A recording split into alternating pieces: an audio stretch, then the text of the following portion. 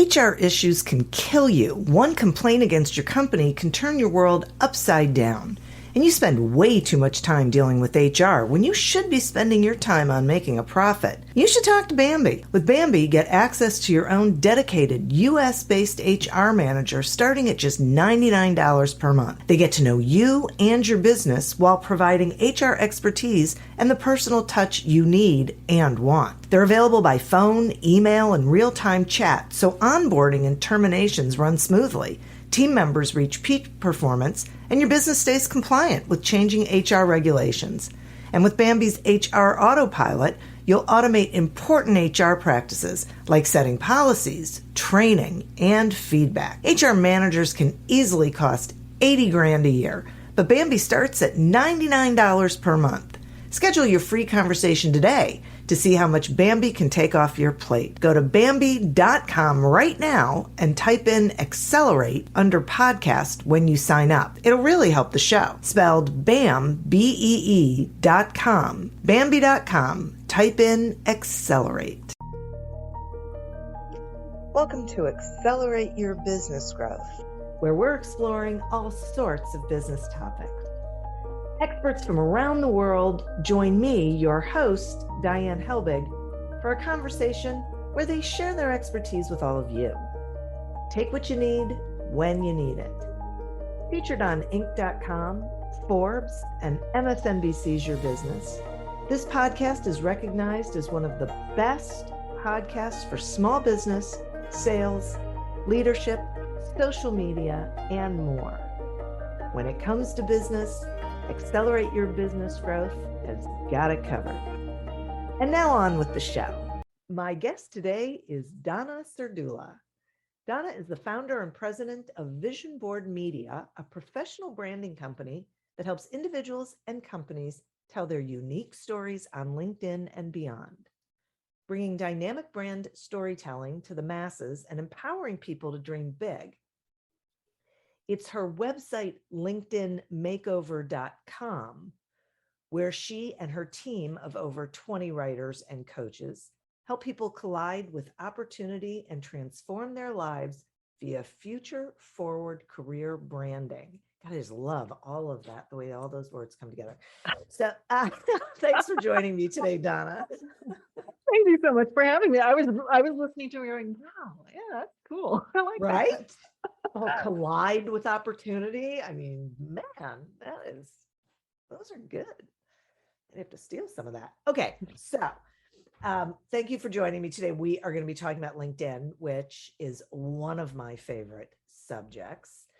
And I would like to start by asking you, if we have people listening who are wondering if they should even be on LinkedIn, what would you tell them?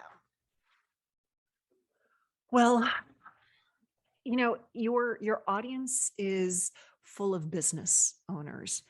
And I think simply being a business owner is a pretty good indication that LinkedIn is a good place for them. Even if they're doing more, like a B2C type of, environment, and they're not thinking about LinkedIn as a way to market to their clients, I still think it's a good place for them to be, because LinkedIn is all about your network. And your net worth is your network, as they say. And I think to have a place where you can tell your story, introduce yourself, a place to potentially recruit talent, a place to research professional service providers and partners and salespeople. It's just this great platform, even if you're not going to use it for out and out marketing. Yeah, I love that. I think too many people think that it's like all the other social platforms, and so they have to be really focused on marketing. But LinkedIn really is that professional network, right? It's that place where you are connecting with people who you don't know how they're gonna show up, where they fit in your orbit. Yeah. I would say, don't even think of LinkedIn just right out, right out of the gate. Just don't think of it. Oh, this is a place I can go and market my services. Yeah. Go in and think, this is a tool. This is a tool for my business. And I'm going to use this tool for branding. I'm going to use this tool for recruiting. I'm going to use this tool for networking. I'm going to use this tool for business intelligence, right? Right. Like really think about it as, here is this database. Like, if we really want to get down to it, that's what LinkedIn is. It's a database of professionals for professionals. Yep. And you can use it to research and really get some amazing intel. Yeah, that's one of my favorite things about it, that I think people really do not realize, that all the research that you can do. So, Yeah. but let's talk about that for a minute, because my understanding, and I could be wrong, is that one of the something that you really need to have in place is a pretty complete as possible, pretty full profile, so that LinkedIn helps you look for people you might want to be connected with. Is that still the case? Oh yeah. Yeah. I mean, I would say that you want to have a strong profile for, not just for LinkedIn to, connect you with people, but people are checking you out. They're doing that due diligence, and they want to know, who it is. Who am I working with? Who is this person? Why should I trust them? Why should I like them? What do they bring to the table? And people, check you out. It could be going into a meeting, it could be right before a phone call, it could be, at a conference. But people want to know, and really what they want to know is, how should I be judging this person? How should I be reacting to them? How should I perceive them? That's what the person is thinking when they're looking at your LinkedIn profile. And you have that control, you have that ability to shape and to really, really change how they perceive you. So, if you find yourself often, getting misjudged or not being seen as at the level that you are, it could be because your branding is off. Ooh, that's interesting. Okay, so then we need to talk a little bit more about the profile, because back in the day, LinkedIn would say, upload your resume. And, I know, right? I know. It used to drive me We'll fill it crazy. in. Well, Diane, I mean, when I first started, I got on LinkedIn back in 2005. So I have been on for a very long time.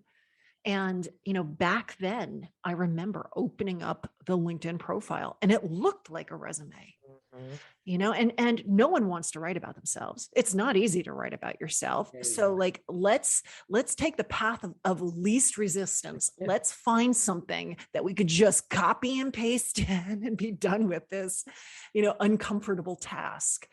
And I think LinkedIn recognized it, and this is the easiest thing. Just copy and paste that resume and be done. But the truth of the matter is, that's the worst thing you can do. Most of the people who are your audience, who are listening to this, they're not in job search mode. They do not want to find a job. They've got a business, right? They know what they're doing. So for them to copy and paste a resume in there, they're going to look like a desperate job seeker. Like, I don't think so. They sort of shoot themselves in the foot. Yeah. Yeah. And it's easy to do. So let's just copy and paste it in. But, a resume, when done correctly, and there's very few resumes that are done correctly, but that's for a different podcast episode. But a good resume should align you to the next job. Very specifically. It should not talk about the things that you've done in the past that you don't want to do again. Everything in that resume should align you to that next job. However, with LinkedIn, most people aren't on it to get a new job. They're on it for other purposes. They're on it to network. They're on it for sales and prospecting. They're on it for branding. They're on it because they're using it as a tool, and it's the reputation management aspect, to be able to broadcast their message and be seen in a certain way. So if you just copy and paste a resume, you don't want that resume to align you to a job. You want it to align you to clients and prospects and partnerships and investor, opportunities. So it's really, that's the problem I think most people have, is their profile is misaligned with their goal. Definitely. Absolutely. And outside, I mean, so parts of it seem like they're, pretty basic, your experience, your education, blah, blah, blah. But I tend to think it's in that summary that people Yeah. miss the boat, right? Well, here's the thing, and I said it earlier, and it's very true. It's hard to write about yourself. Yeah. And it's hard to write for most people, just in general. It's Yeah. writing doesn't come easy, especially that nuanced strategic writing where, we want to say who we are, what we do, how we help, right? We want this to be more of a professional manifesto than a resume. Yeah. We want it Right. to really get a person to feel good about who we are. And in order to do that, and to do it with that nuance, that really conveys, all of your accomplishments and your abilities and your warmth and your, personality, and on top of that, what you bring to the table and how you help, it's hard. And it's hard to do it in the 2000 or so characters that the about section gives. And we also want to do it in a manner that's also optimized, because we want to get found for opportunities. So it's really being very smart in terms of figuring out, one, your target audience, what do they need to know about you? Understanding, if they were searching for someone like you, what words would they be using? What would they be plugging into the search engine? So we could utilize those words throughout the profile, so you're more apt to turn up in searches, and so you can collide with opportunity. But also, we really want to be clear as to what is that message, and we want to be able to say it in a manner that's fun and engaging and gets people excited. You just named all the reasons why people don't do it. Well, that's why my team's here and we do it for people. We've been doing it since 2009. Right. Well, and this is what people, I'm glad we're having this conversation, because really, if you're going to be on LinkedIn, which you should, then maximize it and get, own and appreciate that this is hard for people to do, right? This is why you and I are having this conversation. And so seek out the resources that are available to you to make sure that it isn't so hard, right? Go to the people who know how to do all of those things. And oh yeah. And with LinkedIn, I mean, and here's the thing, if like I have my For Dummies book, I really try to give a lot of opportunities for people to do it themselves. And I try to help them do it themselves. And the LinkedIn profile it's this fabulous excuse. It's this fabulous challenge to really get deliberate about your brand and your message, and to really think, where are you going in this world? Where are you going in your career? What is it that you love? What do you want to do more of? Who is your target audience? These are things that a lot of people don't ever think about. There's no need for them to really think about it. And, and it's always easy to get distracted with something else. But when you sit there and you're looking at that LinkedIn profile, this is when the rubber hits the road, it meets the road. Like, you can't just, you can copy and paste an old bio or whatever, but if you really want to be successful, you've got to do some deep thinking. And that's a good thing. Right. Exactly. I mean, we need to be doing that in our businesses anyway. Right. Exactly. All right. Now let's talk about connecting with people. Because I hear, all ranges of, what people are comfortable with or what they're thinking they should do. And I'm also, because I'm on LinkedIn, I also experience the people who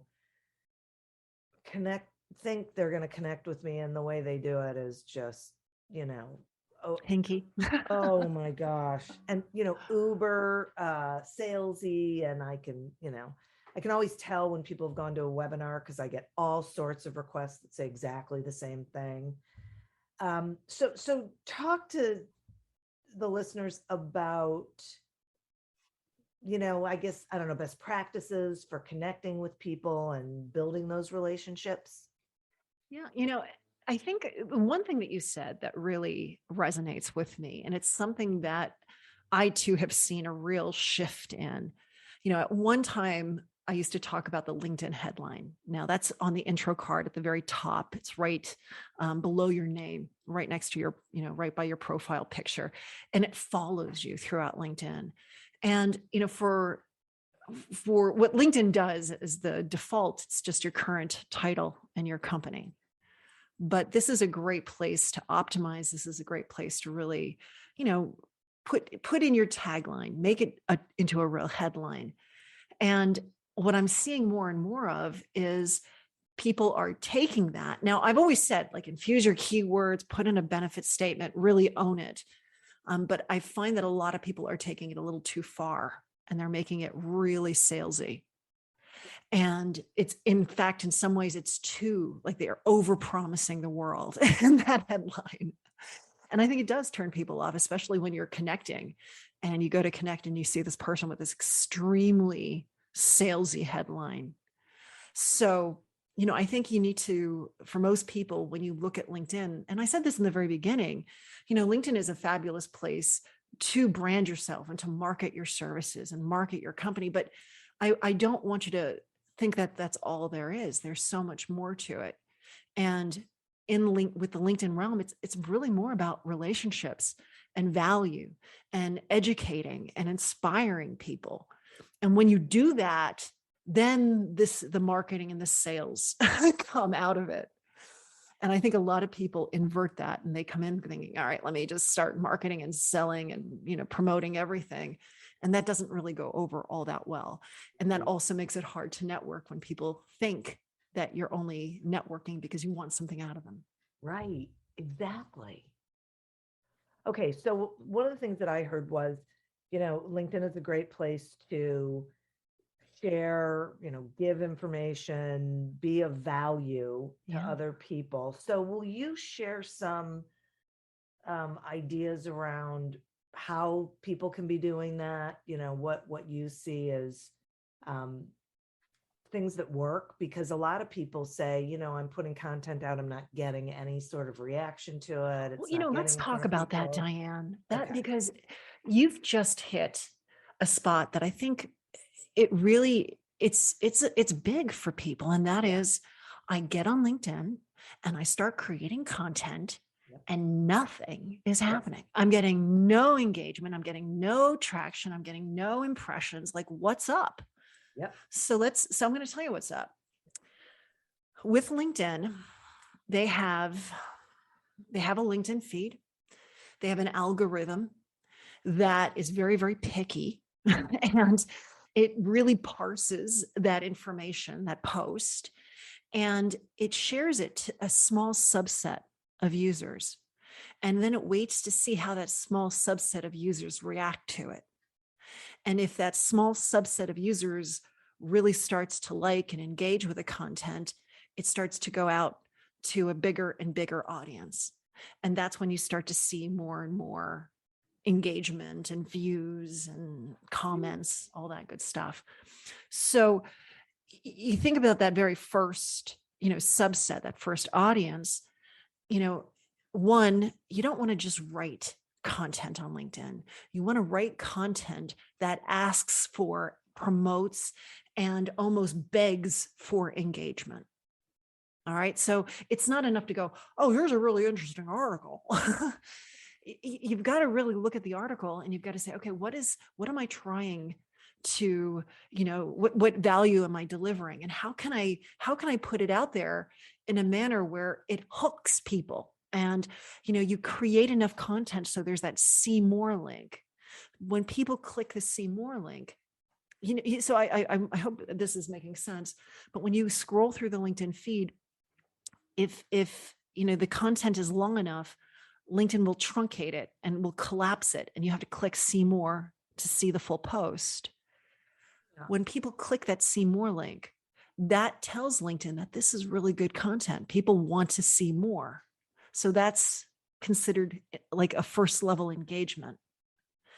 And when people click that, LinkedIn goes, okay, this is good quality. I can start to share it with more people. So when people like it, that's another form of engagement. When people comment on it, that's another form of engagement. So you want to create content that gets people engaging with your content. I see.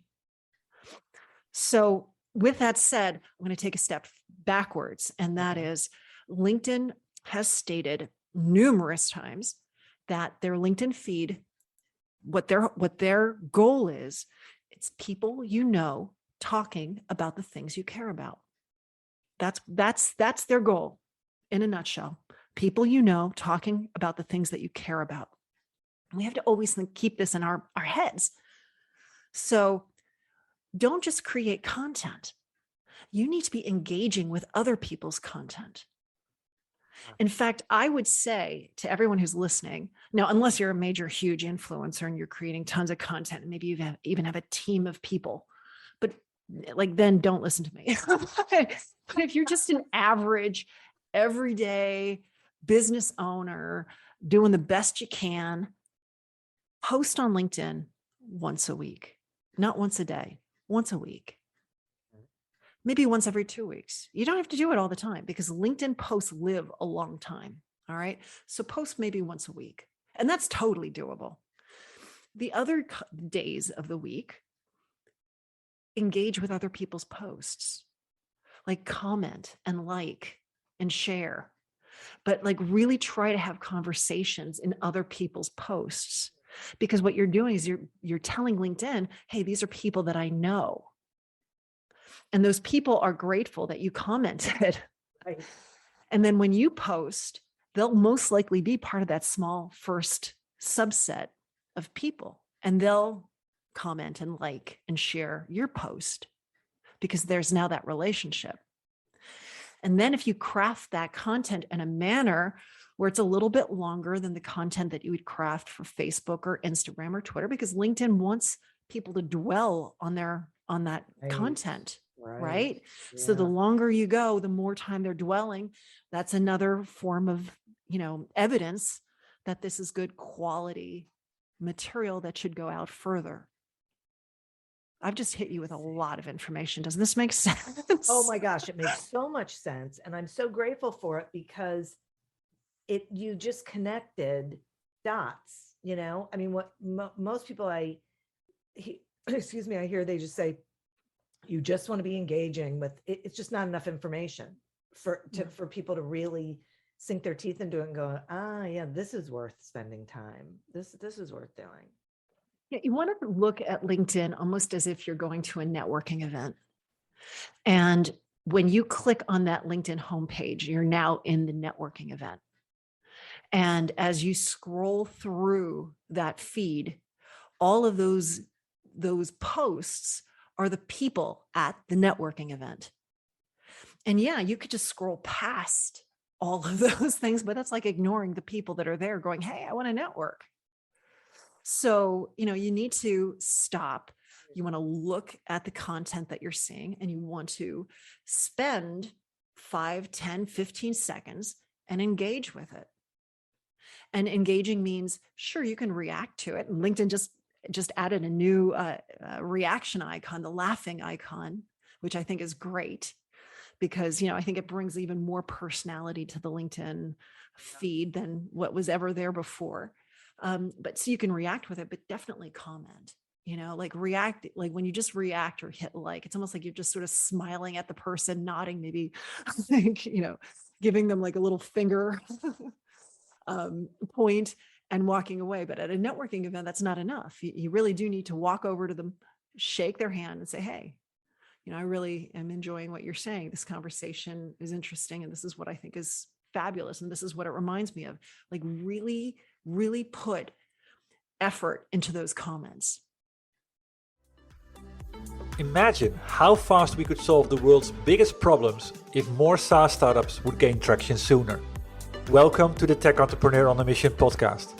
This podcast is dedicated to sharing experiences from B2B SaaS CEOs who are going above and beyond to deliver change that is noticed.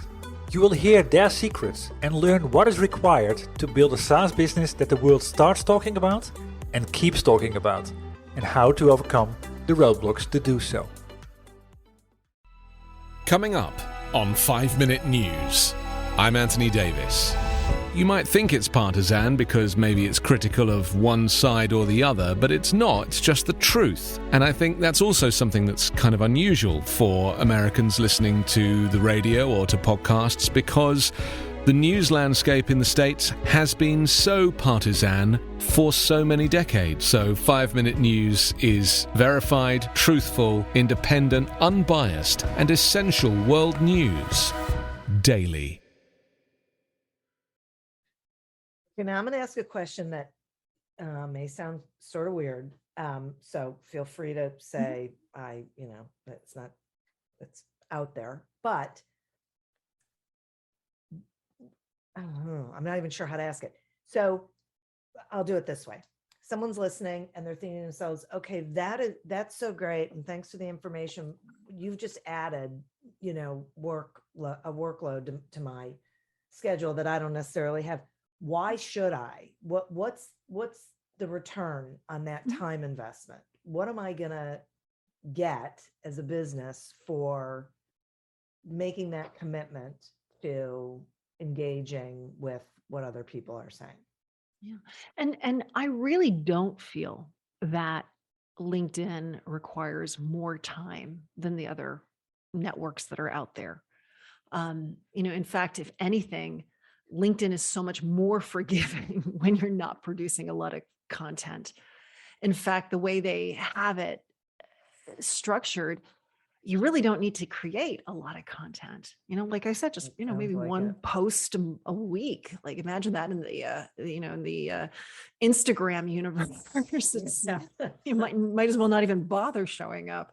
Yeah. But why should you do it? Well, you know what? I mean, when you look at LinkedIn, it's where business owners are. It's where people with a high net worth are. It's people who are professional, who are career oriented. These are movers and shakers, and they're there. And to network is an important thing. You never know when a person's going to need you or they're going to need your services. So if you can just keep popping up on their radar in a very simple, easy way, they won't forget you. And when they do need you, they'll remember that you're there. Yeah. And I think the other part of it is with LinkedIn, you want to relate to people. You don't want people to think, oh, there's so-and-so who's just a consultant, but hey, there's so-and-so who, really, they're adding value, and they're a real person, and they're fun, and they've got a personality. Like that's the type of person you want to work with. And that's what people are looking for, right? Yeah. They're looking for people they can relate to. Yeah. It's a humanizing aspect. Yeah.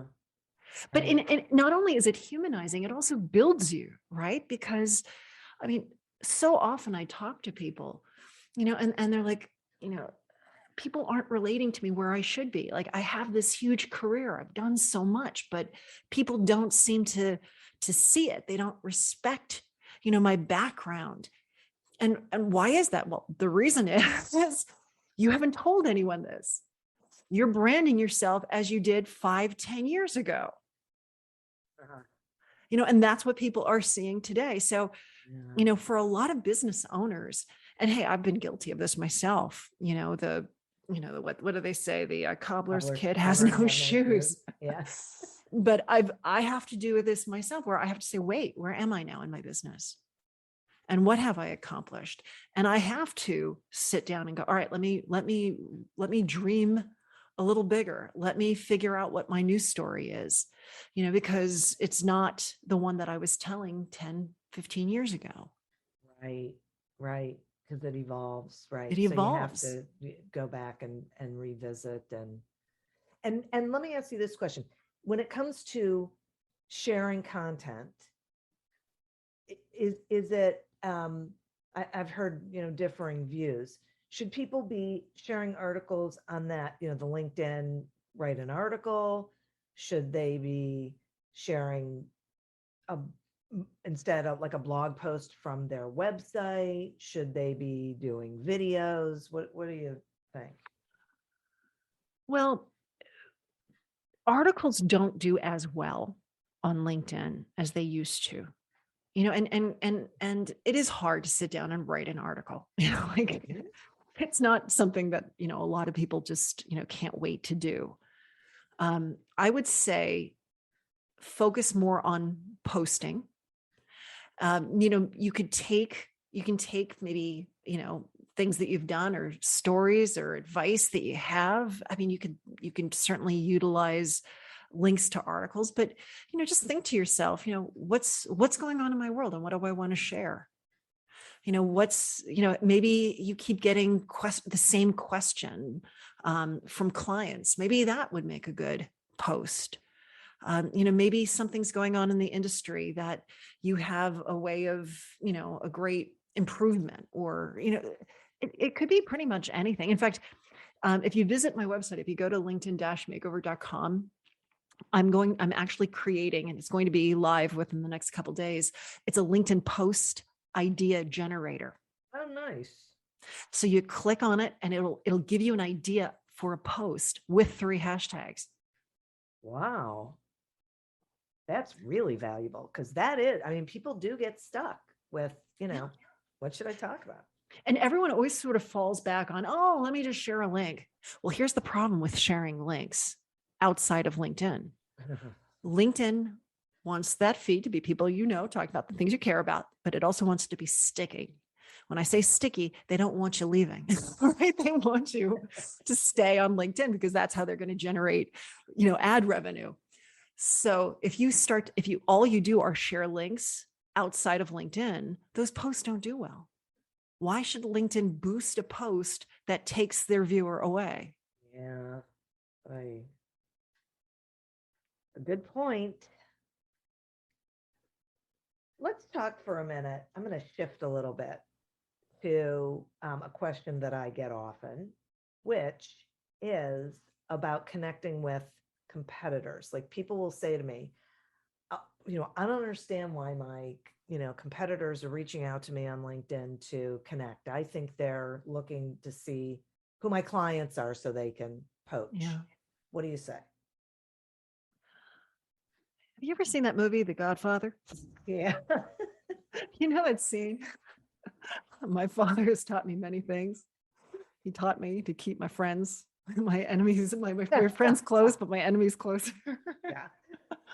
I often like to think of that, keep your enemies closer. You know what?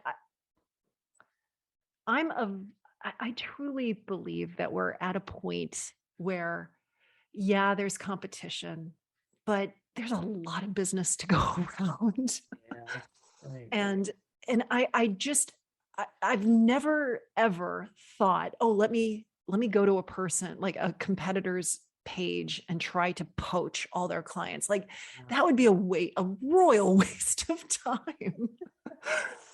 So I think there's always this underlying fear, but the fear isn't necessarily rational. Yeah. You have to ask yourself, do you want to be connected to them? And if the person has connected with, has sent you that connection request, you have 2 options. You say yes, or you say no. If you say yes, you get to follow them, and you get to see what they're talking about, and you get to see what's going on in your industry. I don't think that's a bad thing. I think that's a good thing. And I would say, let's welcome competitors to see what you're doing and to see how successful you are, and all the innovative, great things that you're up to. Yeah. I so agree with you. And I think one thing people have to bear in mind is, if you're really serving your customers and your clients, your competition's not going to be able to duplicate you. Yeah. Right. So it doesn't, they can try, they're probably not trying to do it, but they could try. It's not going to work, because there really is enough business to go around. And there's a synergy with having the right business, right? And working with the people who you should be working with. And so there may be times, I find there are times when I need those people so I can refer people to them, people I'm not going to work with. Yeah. Right. So, and it just increases the value that I have within my network when I can do that. Yeah. You know, I'm thinking of this within the LinkedIn realm, they call it how do you pronounce it? Like it's a cooperative competitor, like a cooperative, like a someone you I haven't heard of it. yeah, it's like you collaborate and you cooperate, but there's still a competitor. But you're so friendly and there's so much business to go around. You're always, it's like, the rising tide lifts all ships. Yeah, right. It's having an abundance mindset, not a scarcity mindset. Yeah. Yeah. Okay. Now, along those lines, I'm going to ask you another question people ask me all the time. Should people be paying for LinkedIn? I would say this, when the time is right, if you're using LinkedIn and you're using it in a manner that, you're in there and you're really using it like a tool, when the time is right for you to pony up, that time it will become very apparent to you. There will not be a question in your mind. So if a person has to say, oh, should I? It's not time yet. That's a great point. You'll know when it's time because there's a few things that will happen. One, you'll start to say things like, you know what? I wish I could see more than just the last 5 people who checked out my profile. I want to see like 90 days worth. That's one of the first inklings that you may want to start to think about paying for LinkedIn. The second thing that'll happen, that'll make you start to go, ooh, I think I should pay. You hit the maximum limit of search. So you've conducted so much, you've searched for so many people and companies that LinkedIn says, oh, you can't conduct any more searches until the beginning of the next month. That's a really good sign because that means you're really using it. And, so if you've hit that maximum search limit, that's a good sign. Another sign that you may want to start to pay for LinkedIn is maybe you're using the services, one of the new services page, from the LinkedIn marketplace. And you're thinking to yourself, you know what? I want anybody to reach out to me, whether or not I'm connected to them. I want 3rd degree and 2nd degree connections to be able to message me freely. Then that's a really good sign that you want to upgrade. And how do people know which upgrade? Because there's Sales Navigator, there's, I don't know, Premium. I don't even know what there is anymore. How do they know which one is the one? LinkedIn does a really good job of putting it into buckets. If you're a recruiter, you're going to do the recruiter package. If you're doing a lot of sales and prospecting, you're going to want the Sales Navigator. And then there's the, if you're looking for a job, there's the job, the job seeker one. Yeah. And then there's like a more of just like a LinkedIn Turbo, which I think is their executive. It's just a little, a few more bells and whistles added to the LinkedIn interface.